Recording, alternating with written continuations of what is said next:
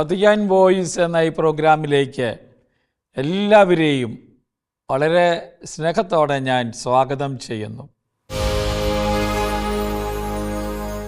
പരിശുദ്ധ പിതാവ് ലെയോ 14 മാർപ്പാപ്പയുടെ സന്ദേശങ്ങളാണ് ഈ പ്രോഗ്രാമിലൂടെ മുഖ്യമായും നാം ഇപ്പോൾ അവതരിപ്പിച്ചു കൊണ്ടിരിക്കുന്നത്. ലെയോ എന്ന പേര് സ്വീകരിക്കുന്നത് വഴി സാമൂഹിക പ്രബോധനങ്ങളോടുള്ള സമർപ്പണം എടുത്തുകാട്ടാനാണ് താൻ ആഗ്രഹിക്കുന്നത് എന്ന് പരിശുദ്ധ പിതാവ് പല പ്രാവശ്യം പറഞ്ഞിട്ടുണ്ട്. മാർപ്പാപ്പ ചെന്തേസിമൂസ് ആനൂസ് പ്രോ പൊന്തിപ്പിച്ച് എന്ന് പറയുന്ന ഒരു ഫൗണ്ടേഷൻ അതിലെ അംഗങ്ങളോടുള്ള നടത്തിയ പറഞ്ഞ വാക്കുകളാണ് ഇന്ന് ഞാൻ നിങ്ങളുമായി പങ്കുവയ്ക്കുന്നത്. ചെന്തേസിമൂസ് ആനൂസ് എന്ന് പറയുന്നത് വിശുദ്ധനായ ജോൺ പോൾ II മാർപ്പാപ്പ എഴുതിയ അദ്ദേഹത്തിൻ്റെ അവസാനത്തെ 2-3 അദ്ദേഹം എഴുതിയിട്ടുണ്ട്. അവസാനത്തെ ചാക്രിക ലേഖനമാണ്. റേരിൻ നോവാരും എന്ന് പറയുന്ന ചാക്രിക ലേഖനത്തിൻ്റെ ലെയോ 13 മാർപ്പാപ്പ എഴുതിയതാണ്. അതിൻ്റെ 100ാം വാർഷികത്തോടനുബന്ധിച്ചാണ് ഈ ചാക്രിക ലേഖനം വിശുദ്ധനായ ജോൺ പോൾ II മാർപ്പാപ്പ എഴുതിയത്. അതിനെ പ്രോത്സാഹിപ്പിക്കുന്ന, അതിൻ്റെ ആശയങ്ങൾ പ്രോത്സാഹിപ്പിക്കുന്ന, അതിൽ നിന്ന് ഉരുത്തിരിയുന്ന സന്ദേശങ്ങൾ നടപ്പിലാക്കാൻ ശ്രമിക്കുന്ന പ്രസ്ഥാനമാണ് ചെന്തേസിമൂസ് ആനൂസ് പ്രോ പൊന്തിപ്പിച്ച് എന്ന് പറയുന്ന ഫൗണ്ടേഷൻ. അവരുടെ ഒരു വാർഷിക സമ്മേളനത്തിലാണ് ലെയോ 14 മാർപ്പാപ്പ, നമ്മുടെ ഇപ്പോഴത്തെ മാർപ്പാപ്പ, ഈ സന്ദേശം നൽകിയത്. അതിൽ മാർപ്പാപ്പ പ്രത്യേകം എടുത്തു പറയാൻ ശ്രമിച്ചത് സഭയുടെ സാമൂഹിക പ്രബോധനത്തിൻ്റെ ആവശ്യം ഇന്ന്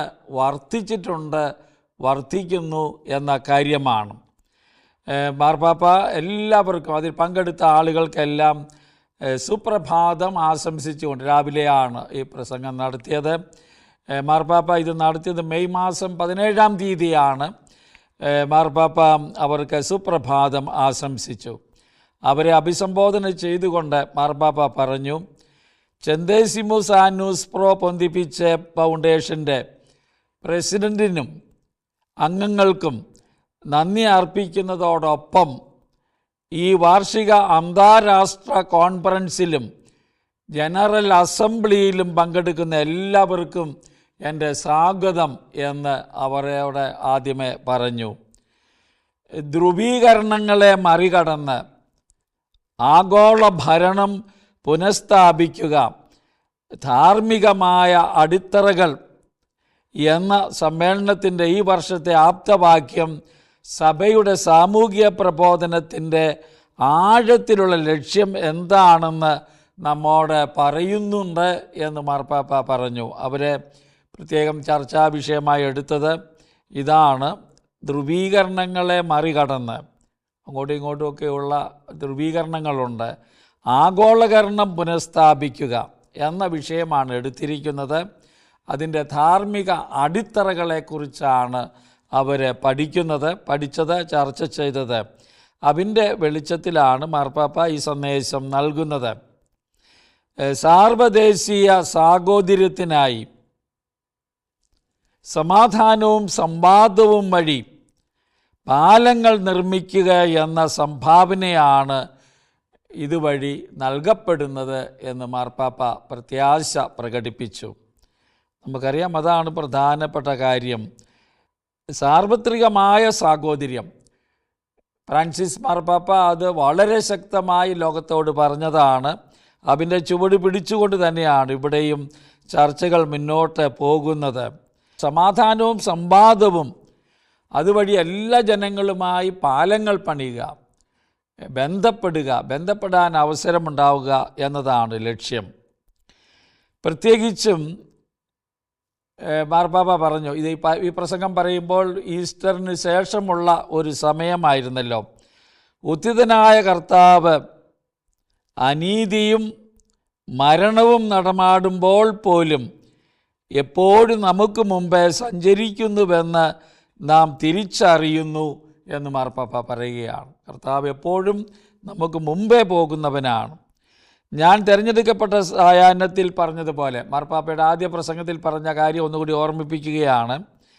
കണ്ടുമുട്ടലിലൂടെയും സംവാദത്തിലൂടെയും ഒറ്റ ജനതയായി ചേർന്ന് എപ്പോഴും സമാധാനപൂർവം പാലങ്ങൾ പണിയാൻ നമുക്ക് പരസ്പരം സഹായിക്കേണ്ടതുണ്ട്.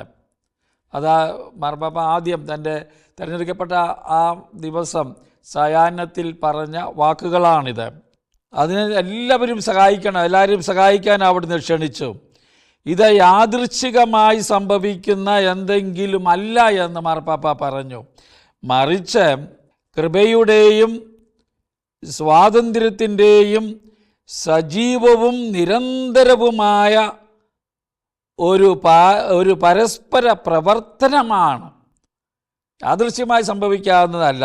നമ്മൾ ഓർക്കണം, ദൈവത്തിൻ്റെ കൃപയുടെ ഒരു ഭാഗമുണ്ട്, നമ്മുടെ സ്വാതന്ത്ര്യത്തിൻ്റെ ഉണ്ട്. സജീവവും നിരന്തരവുമായ ഒരു പരസ്പര പ്രവർത്തനമാണ് ഇതിൻ്റെ പിന്നിലുള്ളത്. ദൈവത്തോട് നമ്മൾ സഹകരിക്കണം, അതുവഴിയാണ്. ഇന്നത്തെ നമ്മുടെ ഈ യോഗം അതിനെ ആദരിക്കാനും പിന്താങ്ങാനും ശ്രമിക്കുന്നു എന്ന് മാർപ്പാപ്പ പറഞ്ഞു. ചരിത്ര പ്രധാനവും ഭിന്നിപ്പുകൾ നിറഞ്ഞതുമായ ഒരു പരിവർത്തന കാലത്ത് ജീവിച്ചിരുന്ന ലയോ 13 മാർപ്പാപ്പ, സമയം കാലഘട്ടം ഒരു നൂറ്റാണ്ട് മുമ്പ് അല്ലെങ്കിൽ 1.25 നൂറ്റാണ്ടുകൾക്ക് മുമ്പാണ് നടന്ന കാര്യം. എന്താണ് അത്? ചരിത്രപ്രധാനമായൊരു സമയമാണ്.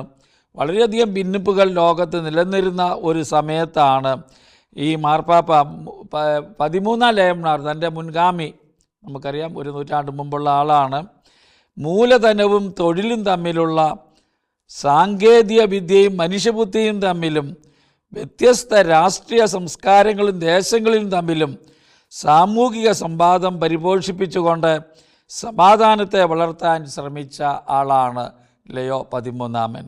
ആ ചരിത്ര നിമിഷത്തിൽ പല കാര്യങ്ങളാണ് അദ്ദേഹം ഊന്നൽ കൊടുത്തത്. മൂലധനം, അതേപ്പറ്റി സംസാരിച്ചു. തൊഴിലും ഇത് തമ്മിലുള്ള ബന്ധത്തെക്കുറിച്ച് സംസാരിച്ചു. സാങ്കേതിക വിദ്യയും മനുഷ്യബുദ്ധിയും തമ്മിലുള്ള ബന്ധത്തെക്കുറിച്ച് പറഞ്ഞു. വ്യത്യസ്ത രാഷ്ട്രീയ സംസ്കാരങ്ങളും ദേശങ്ങളും തമ്മിലും ഒരു വക സാമൂഹിക സംവാദം പരിപോഷിപ്പിച്ചുകൊണ്ടാണ് മാർപ്പാപ്പ മുന്നോട്ട് പോയത് എന്ന കാര്യം ഓർമ്മിപ്പിക്കുകയാണ്.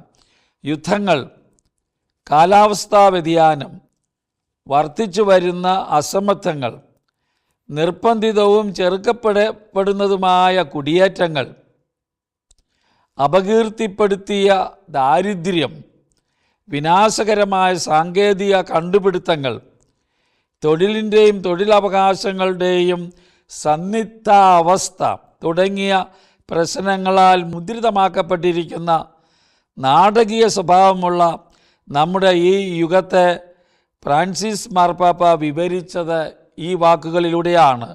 പ്രതിസന്ധി ബഹുലം എന്ന ഒരു വാക്കാണ് ഫ്രാൻസിസ് മാർപ്പാപ്പ ഇതിന് കൊടുത്തത്. എന്തെല്ലാം പ്രതിസന്ധികളാണ് മാർപ്പാപ്പ പറഞ്ഞില്ലേ, എന്തൊക്കെ തമ്മിലുള്ള വന്നിരിക്കുന്നത്? യുദ്ധങ്ങൾ, കാലാവസ്ഥാ വ്യതിയാനം, വർദ്ധിച്ചു വരുന്ന അസമത്വങ്ങൾ, ആളുകൾ തമ്മിലുള്ള ആ അസമത്വം വളരെ വർദ്ധിക്കുകയാണ്. നിർബന്ധിതവും ചെറുക്കപ്പെടുന്നതുമായ കുടിയേറ്റങ്ങൾ, പോകാൻ പോകുന്നു, അതിനെ സ്വീകരിക്കാൻ തയ്യാറില്ലാത്ത ആളുകൾ, അപകീർത്തിപ്പെടുത്തിയ ദാരിദ്ര്യം. നമുക്കറിയാം, മനുഷ്യൻ്റെ അന്തസ്സിന് വിരുദ്ധമായ ദാരിദ്ര്യം വർദ്ധിച്ചു വരുന്നു എന്ന് മാർപ്പാപ്പ സൂചിപ്പിക്കുകയാണ്. വിനാശകരമായ സാങ്കേതിക കണ്ടുപിടുത്തങ്ങൾ, പല കണ്ടുപിടുത്തങ്ങളും നാശത്തിലേക്കാണ് നയിക്കുന്നത്. തൊഴിലിൻ്റെയും തൊഴിലവകാശങ്ങളുടെയും സന്നിഗ്ധാവസ്ഥ, തൊഴിൽ പലർക്കും കിട്ടുന്നില്ല. നമുക്കറിയാം, തൊഴിലിന് വേണ്ടി ആളുകൾ നെട്ടോട്ടം ഓടുന്ന ഒരു കാലഘട്ടമായിട്ട് ഇതിനെ മാർപ്പാപ്പ വിശേഷിപ്പിക്കുന്നുണ്ട്. ഇങ്ങനെയുള്ള ഒരു കാലഘട്ടത്തെ ഫ്രാൻസിസ് മാർപ്പാപ്പ തൻ്റെ മുൻഗാമി വിശേഷിപ്പിച്ചത് ഇങ്ങനെയാണ്: പ്രതിസന്ധി ബഹുലം. പോളിക്രൈസിസ് എന്ന ഇംഗ്ലീഷ് വാക്കാണ് ഉപയോഗിച്ചത്. ജീവന് വേണ്ടിയുള്ള പൊന്തിപ്പിക്കൽ അക്കാദമിയുടെ ജനറൽ അസംബ്ലിയിൽ പങ്കെടുത്തവരോടുള്ള അഭിസംബോധന ആ മാർപ്പാപ്പ 2025 മാർച്ച് 3 നടത്തിയതാണ് ഈ വാക്ക്. ഇത്തരം പ്രധാന വിഷയങ്ങളിൽ ശാസ്ത്രവും മനസാക്ഷിയും തമ്മിൽ സംവാദം നടത്തുക വളരെ അത്യാവശ്യമാണ്. അങ്ങനെ കൂടുതലായി മനസ്സിലാക്കൽ, പ്രത്യാശ, സമാധാനം എന്നിവയ്ക്ക് അനിവാര്യമായ സംഭാവന നൽകുക എന്നിവയിലേക്ക് വേണ്ടത്ര ഉൾക്കാഴ്ച പ്രദാനം ചെയ്യാൻ സഭയുടെ സാമൂഹ്യ പ്രബോധനം വിളിക്കപ്പെട്ടിരിക്കുന്നു. അല്ലെ, അതിൻ്റെ ലക്ഷ്യം അതാണ്. ഈ മുകളിൽ കണ്ട പ്രശ്നങ്ങളെല്ലാം നിലനിൽക്കുന്നു. അപ്പോൾ അവിടെ ശാസ്ത്രവും മനസാക്ഷിയും തമ്മിൽ സംവാദം നടത്തേണ്ടതിൻ്റെ ഉത്തരവാദിത്വമുണ്ട്. അല്ലെങ്കിൽ നമുക്കറിയാം, മനുഷ്യന് പറ്റുന്ന തരത്തിലായിരിക്കില്ല ശാസ്ത്രീയ കാര്യങ്ങൾ മുന്നോട്ട് പോകുന്നത്. മനുഷ്യൻ്റെ അന്തസ്സിന് കോട്ടമുണ്ടാകുന്ന തരത്തിൽ പോകാം. അപ്പോൾ അത് തമ്മിൽ സംവാദം എപ്പോഴും നടക്കേണ്ടതുണ്ട്, ചർച്ചകൾ നടക്കേണ്ടതുണ്ട് എന്ന് മാർപ്പാപ്പ പറയുകയാണ്. കൂടുതലായൊരു മനസ്സിലാക്കൽ അവിടെ ഉണ്ടാകണം, പ്രത്യാശ ജനിപ്പിക്കണം, സമാധാനം എന്നിവയ്ക്ക് ഉതകുന്ന രീതിയിൽ കാര്യങ്ങൾ, ഈ കണ്ടുപിടുത്തങ്ങളെല്ലാം മുന്നോട്ട് പോകാൻ ഇടയാകണം എന്നതാണ് അർത്ഥം. നമ്മുടെ പ്രശ്നങ്ങൾ, പരിഹാരമാർഗങ്ങൾ എന്നിവയേക്കാൾ വിവേചിച്ച അറിയലിൻ്റെയും ഉറച്ച ധാർമ്മിക സിദ്ധാന്തങ്ങളുടെയും ദൈവകൃപയോടുള്ള തുറവിൻ്റെയും മാനദണ്ഡങ്ങളാൽ നയിക്കപ്പെടുന്ന നാം അതിലേക്ക് എത്തുന്ന രീതിയാണ് പ്രധാനമെന്ന് മനസ്സിലാക്കാൻ ഈ സാമൂഹ്യ പ്രബോധനം നമ്മെ സഹായിക്കുന്നു. സാമൂഹ്യ പ്രബോധനത്തിൻ്റെ പശ്ചാത്തലത്തിലാണല്ലോ മാർപ്പാപ്പ ഈ കാര്യങ്ങളെല്ലാം പറയുന്നത്. അപ്പോൾ അതുകൊണ്ട് നമ്മുടെ കാലഘട്ടത്തിൽ നടക്കുന്ന പ്രശ്നങ്ങൾ, അവയ്ക്കുള്ള പരിഹാരങ്ങൾ എന്നിവയേക്കാൾ നമ്മൾ വിവേചിച്ചറിയണം എന്താണ് കാര്യങ്ങളെന്നത്. ഉറച്ച ധാർമ്മിക സിദ്ധാന്തങ്ങളുടെയും ദൈവകൃപയോടുള്ള തുറവിൻ്റെയും മാനദണ്ഡങ്ങളാൽ നയിക്കപ്പെടാൻ നമുക്ക് സാധിക്കണം. അതാണ് പ്രധാനം. സഭയുടെ ഈ സാമൂഹ്യ പ്രബോധനം അതിൻ്റെ പ്രത്യേക തരത്തിലുള്ള ചരിത്രപരമായ സമീപനത്തിലൂടെ സാമൂഹ്യ വിഷയങ്ങളിൽ യഥാർത്ഥമായി വ്യാപൃതമാകാൻ പ്രോത്സാഹിപ്പിക്കുന്നതാണ് എന്ന് കാണിക്കാനുള്ള അവസരം നിങ്ങൾക്ക് ലഭിക്കുന്നുണ്ട്. പ്രത്യേകിച്ച് ഈ സെന്തേസിമൂസ് ആന്നൂസ് പ്രോ പൊന്തിപ്പിച്ച് അതാണ് ചെയ്തുകൊണ്ടിരിക്കുന്നത്. ഈ സാമൂഹ്യ പ്രബോധനം മറ്റുള്ളവരിലേക്ക് എത്തിക്കാൻ, അതിൻ്റെ ഇംപ്ലിക്കേഷൻസ് കൂടുതൽ പഠിക്കാനുള്ള ശ്രമം വഴി നടക്കുന്നത് അതാണ്. അപ്പോൾ സാമൂഹിക വിഷയങ്ങളിൽ യഥാർത്ഥമായി വ്യാപൃതമാകാൻ എല്ലാവരെയും പ്രോത്സാഹിപ്പിക്കുക എന്ന ലക്ഷ്യം നിങ്ങളുടെ ഈ പ്രവർത്തനങ്ങൾ വഴി ഉണ്ടാകുന്നു. അതിനെ പ്രത്യേകിച്ച് കടപ്പെട്ടിരിക്കുന്നു എന്ന് മാർപ്പാപ്പ അവരോട് പറയുന്നുണ്ട്. പ്രശ്നങ്ങളുടെ വിലയിരുത്തൽ എന്നുമുണ്ടാകും. അവയെ വിലയിരുത്തൽ, ഉറച്ച പരിഹാര നിർദ്ദേശം എന്നിവയ്ക്ക് സത്യത്തിന്മേൽ എന്തെങ്കിലും കുത്തുകയുണ്ടെന്ന് അത് അവകാശപ്പെടുന്നതേയില്ല എന്ന് മാർപ്പാപ്പ പറയുകയാണ്. കാരണം ഈ പ്രശ്നങ്ങൾ ഓരോ കാലത്തും തിരിഞ്ഞു വരുമ്പോഴും മനുഷ്യ അന്തസ്സിൻ്റെയും ദൈവത്തിൻ്റെ തിരുവിഷ്ടത്തിൻ്റെയും വെളിച്ചത്തിൽ അവയെ വിലയിരുത്താനായിട്ട് സാധിക്കുമ്പോഴാണ് അത് മനുഷ്യന് എല്ലാ തരത്തിലും അർത്ഥവത്തായി തീരുന്നത്.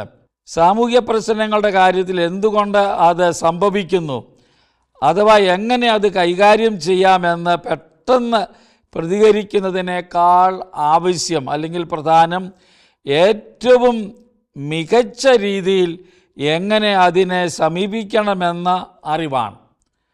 പെട്ടെന്നൊരു എടുത്തുചാടി പറയാതെ കൂടുതൽ പഠനത്തോടുകൂടി വിവേചിക്കലോടുകൂടി കാര്യങ്ങൾ സമീപിക്കണമെന്നതാണ് മാർപ്പാപ്പ പറഞ്ഞു വയ്ക്കുന്ന കാര്യം. അത് വളരെ പ്രധാനപ്പെട്ടതാണ്. എങ്ങനെ പ്രശ്നങ്ങളെ നേരിടാമെന്ന് പഠിക്കലാണ് ലക്ഷ്യം. അത് നമ്മുടെ ഭാഗത്തു നിന്നുണ്ടാകണം. എന്നാൽ ഇവ എപ്പോഴും വ്യത്യസ്തങ്ങളാണ്, വ്യത്യസ്തമായ പ്രശ്നങ്ങളാണ് രൂപം കൊടുക്കുന്നത്. കാരണം ഓരോ തലമുറയും പുതുതാണ്. ഓരോ തലമുറയും പുതിയ വെല്ലുവിളികളും സ്വപ്നങ്ങളും ചോദ്യങ്ങളുമാണ് ഓരോ തലമുറയും നേരിട്ടുകൊണ്ടിരിക്കുന്നത്. അതുകൊണ്ട് ഈ കാര്യങ്ങളിലൊക്കെ നിരന്തരമായ അന്വേഷണം, സംവാദം, പഠനം, വിവേചിക്കൽ വേണമെന്ന നിലപാടാണ് വളരെ വസ്തുനിഷ്ഠമായി പരിശുദ്ധ പിതാവ് നമ്മുടെ മുമ്പിൽ അവതരിപ്പിക്കുന്നത്. സംവാദത്തിലൂടെയും, അതായത് സംഭാഷണത്തിലൂടെയും സാമൂഹിക സൗഹൃദത്തിലൂടെയും ഒരു കണ്ടുമുട്ടൽ സംസ്കാരം കെട്ടിപ്പടുക്കാനും ഉള്ള നമ്മുടെ പരിശ്രമങ്ങളുടെ അടിസ്ഥാനം അതായിരിക്കണമെന്ന് മാർപ്പാപ്പ പറയുകയാണ്. അതുകൊണ്ട് തുടർച്ചയായ സംവാദം, എല്ലാ ആളുകളോടും സാമൂഹികമായ സൗഹൃദം നമ്മൾ വെച്ചു പുലർത്താതെ ഒരു കണ്ടുമുട്ടൽ സംസ്കാരം, എല്ലാവരെയും മനസ്സിലാക്കുന്ന സംസ്കാരം ഉണ്ടാകുകയില്ല. സമകാലീനരായ നമ്മളിൽ പലർക്കും സംവാദം, പ്രബോധനം എന്നീ വാക്കുകൾ വിപരീതങ്ങളാണെന്ന വിചാരം ഉണ്ട് എന്ന് മാർപ്പാപ്പ പറയുകയാണ്. ഈ രണ്ട് വാക്ക്, സംവാദവും പ്രബോധനവും, അത് വിപരീതങ്ങളാണെന്ന ഒരു ചിന്തയുണ്ട്. ഒരുപക്ഷെ പ്രബോധനം എന്ന വാക്ക് കേൾക്കുമ്പോൾ ഒരു മതത്തിൻ്റേതായ ആശയ സംഗ്രഹമാണെന്ന് ഞാൻ പലപ്പോഴും ചിന്തിച്ചു പോകുന്ന ആളുകൾ പ്രബോധനം എന്ന് പറയുമ്പോൾ, മാർപ്പാപ്പ പ്രബോധനം നൽകുന്നു, സഭ പ്രബോധനം നൽകുന്നു എന്ന് പറയുമ്പോൾ എന്തോ ഒരു മതത്തിൻ്റെ ഒരു കാര്യമായി അതിനെ ചുരുക്കി കാണുന്ന ആശയമുണ്ട് എന്ന് മാർപ്പാപ്പ പറയുകയാണ്. ആ വാക്ക് തന്നെ ചിന്തയിൽ വിരസതയുളവാക്കുന്നു. പ്രബോധനം ഇന്നത്തെ തലമുറയ്ക്ക് പ്രബോധനങ്ങളോട്, ഉപദേശങ്ങളോടൊക്കെ ഒരു താല്പര്യമില്ലാതെ വരുന്നുണ്ട് എന്ന കാര്യം മാർപ്പാപ്പ ഇവിടെ നിരീക്ഷിക്കുകയാണ്. മാർപ്പാപ്പ പറയുന്നത് ചില കാര്യങ്ങൾ സംശയത്തിലേക്ക് പോകും, അഥവാ പുതിയ പ്രതിപദികൾ അന്വേഷിക്കും. അതാണ് നടക്കേണ്ടത്. സഭയുടെ സാമൂഹ്യ പ്രബോധനത്തിൻ്റെ കാര്യത്തിൽ പ്രബോധനം എന്ന പദം എന്താണെന്ന് വ്യക്തമാക്കേണ്ടതുണ്ട്. അതുകൊണ്ടാണ് മാർപ്പാപ്പ ഈ പ്രബോധനം എന്ന വാക്ക് കേൾക്കുമ്പോൾ തന്നെ ഒരു വിരസത ഉണ്ടാകുന്ന ഒരു കാലഘട്ടത്തിൽ അതെന്താണ് എന്ന് വ്യക്തമായി മനസ്സിലാക്കേണ്ടതുണ്ട് എന്ന് പറയുകയാണ്. കത്തോലിക്കാ തിരുസഭയുടെ സാമൂഹിക പ്രബോധനം വളരെ മനോഹരമാണ്, ശക്തമാണ്, അവൾ പഠിക്കേണ്ടതാണ്. കത്തോലിക്കർ തന്നെ അധികം അത് പഠിക്കുന്നില്ല. ചെന്തേസിമൂസ് ആനൂസ് പ്രോ പൊന്തിപ്പിച്ച് പോലുള്ള സംഘടനകളിൽ മാത്രമൊക്കെ അതങ്ങ് ഒതുങ്ങിപ്പോകുന്നുണ്ട്. സാധാരണ ജനങ്ങളിലേക്ക് അത് വരുന്നില്ല. സഭയിലെ സാധാരണ വിശ്വാസികളിലേക്കും അത് വരുന്നില്ല. വരുത്താനുള്ള ശ്രമം വേണമെന്ന് പരിശുദ്ധ പിതാവ് അഭിലഷിക്കുന്നത് കൊണ്ടാണ് ഈ വാക്കുകൾ പറയുന്നത്. പ്രബോധനം എന്താണ് എന്നതിനെപ്പറ്റി ഒരു വ്യക്തമാക്കേണ്ടതുണ്ട് എന്ന് പറഞ്ഞ് മാർപ്പാപ്പ തുടരുകയാണ്. അതിന് ഭാവാത്മകമായ മറ്റൊരർത്ഥമുണ്ട്. നമ്മൾ ആദ്യം പറഞ്ഞതുപോലെ ഒരു നിഷേധാത്മകം അർത്ഥമല്ല. അതില്ലാതെ സംവാദം തന്നെ അർത്ഥരഹിതമാണ്. അതാണ് ഈ ഒരു പ്രബോധനം, ശാസ്ത്രം, പഠനശാഖ, അറിവ് എന്നിവ പര്യായ പദങ്ങളാകാം എന്ന് മാർപ്പാപ്പ സൂചിപ്പിക്കുന്നു. ഇങ്ങനെ മനസ്സിലാക്കുകയാണെങ്കിൽ ഇതെല്ലാം കൂടെ ബന്ധിച്ച് കിടക്കുന്ന കാര്യങ്ങളാണ്. ശാസ്ത്രം, പഠനശാഖ, അറിവ്, അതുപോലെ തന്നെ പ്രബോധനവും ഒന്നിച്ച് നമ്മൾ കാണുകയാണെങ്കിൽ, മനസ്സിലാക്കുകയാണെങ്കിൽ പ്രബോധനം ഒരു ഗവേഷണത്തിൻ്റെ ഉൽപ്പന്നമായി കാണപ്പെടും.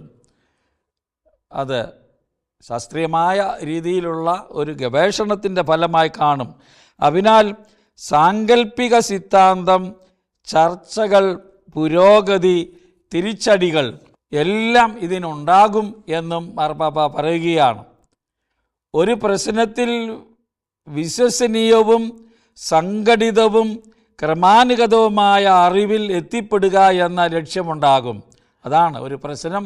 സാമൂഹ്യ പ്രശ്നങ്ങൾ എന്ന് പറയുന്ന അതാത് കാലത്ത് രൂപം കൊള്ളുന്ന പ്രശ്നങ്ങളാണ്.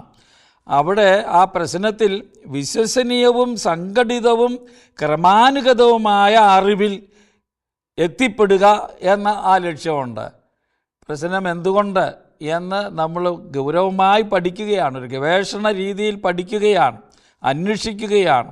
അതിൻ്റെ ഫലമാണ് ഇതിനാൽ പ്രബോധനം എന്നത് ഒരഭിപ്രായമല്ല എന്ന് പാപ്പ പറയുകയാണ്. മറിച്ച് പൊതുവായ, കൂട്ടായ, ബഹുശാഖകളുള്ള സത്യ അന്വേഷണമാണ്. ആ ഫലത്തിലെ നമുക്ക് ഓരോ പ്രശ്നത്തെയും, കാലഘട്ടത്തിൽ ഉരുത്തിരിഞ്ഞു വരുന്ന പ്രശ്നങ്ങളെയും നമുക്ക് ശരിയായ രീതിയിൽ നേരിടാൻ സാധിക്കുകയുള്ളൂ എന്നത് മാർപ്പാപ്പ പറയാം. അല്പം ശാസ്ത്രീയമായ രീതിയിലാണ് പരിശുദ്ധ പിതാവ് ഇത് പറഞ്ഞു വയ്ക്കുന്നത്. പ്രബോധനമില്ലായ്മ മാർപ്പാപ്പ പറയുകയാണ് അധാർമികമാണ്. പ്രബോധനം ഈ പറയുന്ന അതൊരു ശാസ്ത്രം തന്നെയാണ്, ശാസ്ത്രീയമായ ഒരു വിശകലനം തന്നെയാണ്. അത് വിമർശനപരമായെത്തുന്ന വിധി തീർപ്പിനെ ശ്വാസം മുട്ടിക്കുന്നു എന്നാണ് പറയുന്നത്.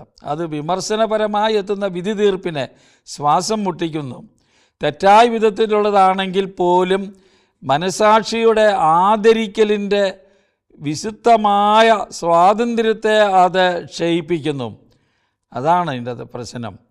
നമുക്ക് പ്രബോധനമില്ലാതെ വന്നാൽ ഉണ്ടാകുന്ന അപകടത്തെപ്പറ്റി മാർപ്പാപ്പ പറയുകയാണ്.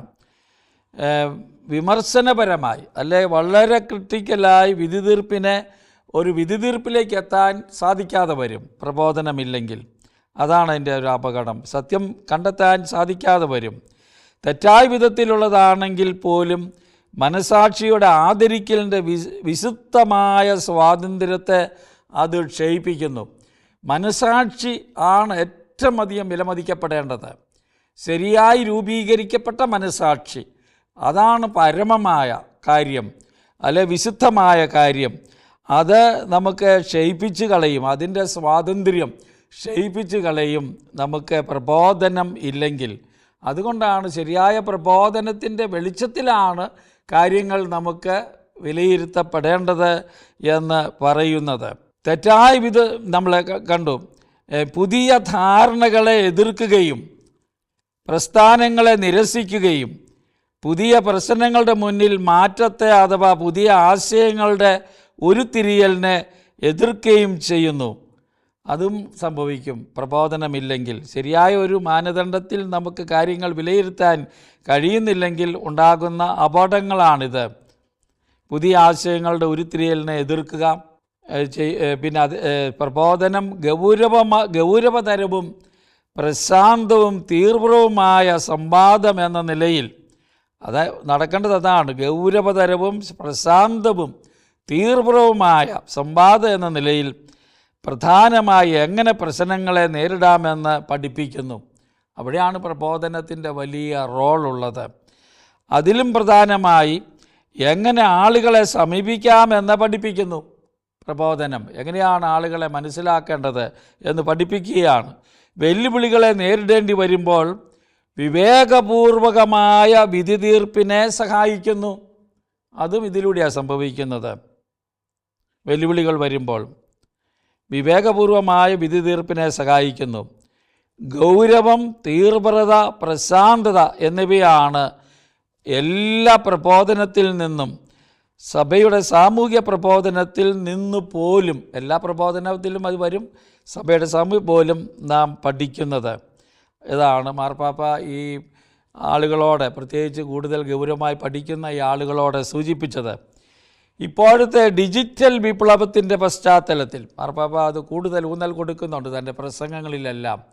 ഇപ്പോഴത്തെ ഡിജിറ്റൽ വിപ്ലവത്തിൻ്റെ പശ്ചാത്തലത്തിൽ വിമർശനാത്മക ചിന്ത നാം പുനർകണ്ടെത്തുകയും പ്രത്യേക ഊന്നൽ നൽകുകയും മറ്റുള്ളവരെ അതിൽ പരിശീലിപ്പിക്കുകയും വേണമെന്ന് മാർപ്പാപ്പ പറയുകയാണ്.